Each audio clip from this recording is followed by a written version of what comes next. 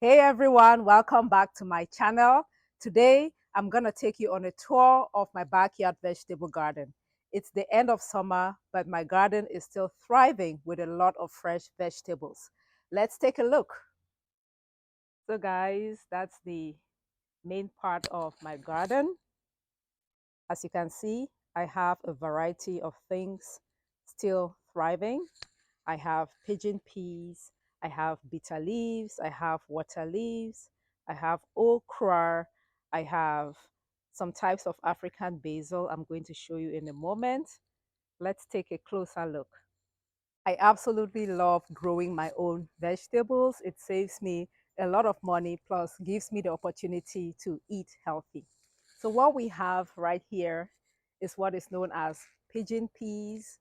I started these from seeds about 6 months ago. That was back in March, end of March, I want to say. And look at how much growth I have. See, I have tons of pots on this one. I've been harvesting them. I wait for the pods to get dry on the plant and then I come back here and harvest. Let's find out how it looks like on the inside. So see. And this is my bitter leaf patch. This is the broad leaf bitter leaf. As you can see, the leaf of this one is quite big. I have two varieties growing in the garden. I'm going to show you the other variety in a moment. But I started these from seeds earlier this year and I've been harvesting them, as you can see. So let me show you what I did. So the initial harvest was a topping off, as you can see. So once I cut the plant from the top, then it's split into two, and then I've been harvesting them, the leaves from the bottom.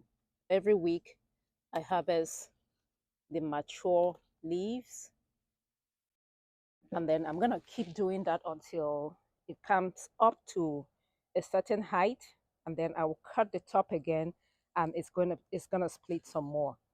You would also notice that it is producing a lot more branches for me from the bottom. So yeah, guys, this is the broadleaf bitter leaf.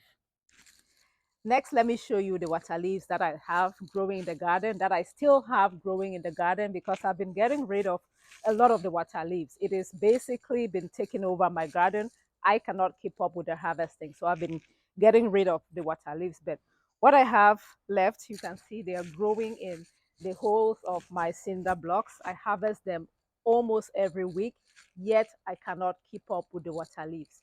The scientific name for water leaf is Talinum triangulare, and it has a ton of other common names. I'm going to list them right here. The Yoruba name is Bure. And guys, what we have here is what we know as the fluted pumpkin. The fluted pumpkin. The botanical name is Telferia occidentalis. It is also known as ugu, okong, obong, the fluted gourd.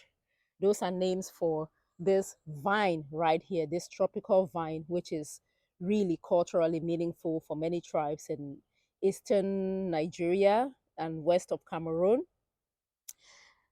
This ugu that you see here, the okong is not quite healthy.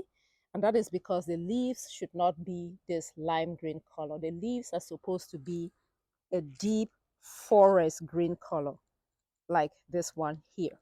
So this is a healthy ugu. You know, it is a vine, so it's gonna climb on whatever structure you give it. If you don't give it a structure, it's gonna crawl on the ground. You don't want it to crawl actually. It's better for the ugu to climb because when it's close to the ground, you know, it can get a lot of disease, soil-borne diseases on the leaves. So when it's climbing, it's better. So guys, my ugu plants, they are not doing very well, but I'm quite proud of myself for even keeping them alive up to this point. Our summer was very hot and very dry, and it was hard to keep my young ugu plants alive. I had the seeds very, very late in the year. I think that was like end of June when I got some ugu seeds. So growing ugu through the hot summer months was quite an experience. But I've managed to keep them alive. Again, they are not quite as green, but I'm going to show this ugu some love. I've already removed a ton of the water leaves that I had on this bed because I believe it was competing with my ugu plants for nutrients. I've removed all of the water leaves, and then I've added some chicken manure, composted chicken manure, and hopefully my ugu is going to pick up. I'm going to keep you posted. All right, guys, next up, my okra plants. My okras didn't do too well this year, but I have a variety of okras going on in the garden.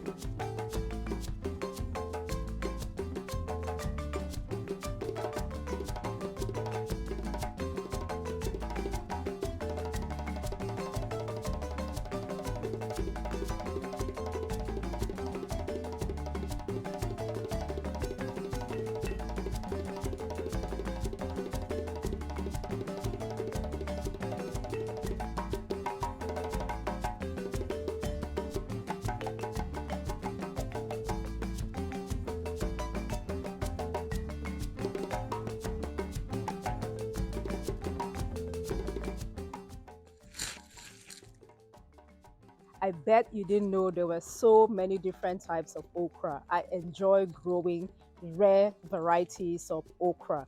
Now, if you're interested in growing any of these okra plants, I'm going to put a link in the description box down below. True Love Seeds, that's where I get my okra seeds from. You can check them out and you would be amazed at the amount or the number of different varieties of okra plants that are out there. Did I show you my papaya tree? That's my papaya tree, guys. This one right here. And the interesting thing is I did not even plant this papaya tree. The seeds volunteered, it volunteered itself. I'm starting to have some flowers on the tree right now, but I'm not sure I'm going to get mature papayas before the winter gets here. Such are the challenges of growing tropical crops out here in the diaspora. It's quite challenging, but I'll try my best to keep this papaya tree alive. All right, guys, let me show you my other bitter leaf patch that I have. See, I've been harvesting them. So every time you harvest, a bunch of side shoots form. So bitter leaves, that's Vernonia amygdalina. That's the narrow leaf, the other type of bitter leaf. Have that here. This is scent leaf, Ocimum gratissimum, Ovalna tulsi. It's a type of herb, very aromatic. More of that broadleaf bitter leaf over here. Let's keep going. Let me show you my other bitter leaf patch. See, this one. I managed to keep it alive during the summer months. These ones are growing in giant grow bags, the side of my house. It gets sunlight maybe about 6 hours a day or so. So this one should give you an idea. If you're looking for where to plant your bitter leaves, you can plant it along the fence, the side of your house. Is going to do well. So this is that broadleaf bitter leaf over here, as you can see. Guys, what I have here is what we know in Cameroon as masepo. It's an aromatic herb. It's a type of basil. It has medicinal uses. They use it to make a mixture that they use as an enema. They use it as an enema. They believe it detoxifies the stomach back home. So this is masepo, and here is scent leaf. So I have the two of them growing together right over here. So guys, these are my freshly sprouted amaranths or greens or tete. I planted these or sowed the seeds about 10 days ago, and look at how much growth we already have. Amaranths are very quick growing crops. So if you're looking for something that you can plant and harvest within 30 to 45 days, may I recommend that you try growing amaranths. They do quite well out here in the diaspora. I'm going to show you some that just volunteer themselves, because the thing is, once you plant amaranths and you let it flower and produce seeds, the likelihood is you're always going to have amaranths in your garden. I'm going to show you some that volunteer themselves, and I've been harvesting those on a weekly basis. Let me show you. Yeah, guys, so that's the amaranth I'm talking about, the ones that volunteer themselves. You can see it's doing very well. I don't have that many, but once you harvest it, it kind of branches into, it produces several side shoots, and then you get more harvest. As I mentioned at the beginning of the video, this is the end of summer and we are transitioning into the fall. So I've been doing some work in my garden. I started by getting rid of a bunch of peppers that were no longer doing well. If plants were diseased, I got rid of them and also cleaned my garden. What I also did was I started some fresh seeds. Over there, I have the garden huckleberry. Yes, you can grow garden huckleberry twice if you are in like zone 9. It does well in the spring and then in the fall as well. So I've nursed some seeds of the garden huckleberry over there and over there. And then here, I also nurse seeds of the sweet bitter leaf. That is Vernonia hymenolipsis. Those don't take that long to grow. You can harvest in about 45 to 60 days. So I'm hoping to get a harvest of the sweet bitter leaf as well as the garden huckleberry before Thanksgiving. My gardening season is usually over like Thanksgiving. I close shop and then I transition my garden into a winter garden, which for me just means letting the garden rest and letting me rest as well.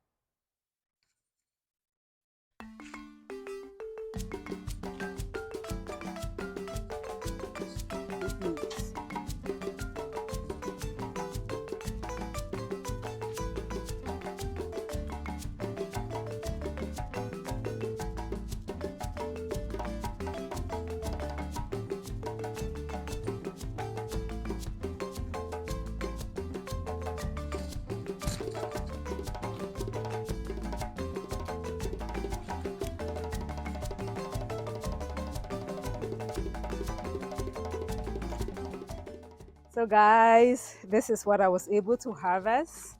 The bitter leaves, this is enough to cook with, to make some bitter leaf soup with. I could also make bitter leaf juice out of this. Very, very nutritious drink. And then here I have the amaranths, the tete or the greens. And then I also harvested a lot of water leaves, as you can see. And that's the end of my vegetable garden tour. I hope you enjoyed seeing all the fresh vegetables I have growing in the garden. Please do not forget to give the video a thumbs up and subscribe to the channel if you enjoyed the video and or if you learned something. It is a great way to support me and my efforts to empower a lot of people to grow these rare, unique, nutritious African vegetables in their gardens, in their backyards here in the diaspora. Thank you so much for watching, and I'll see you in another video. Bye, everybody.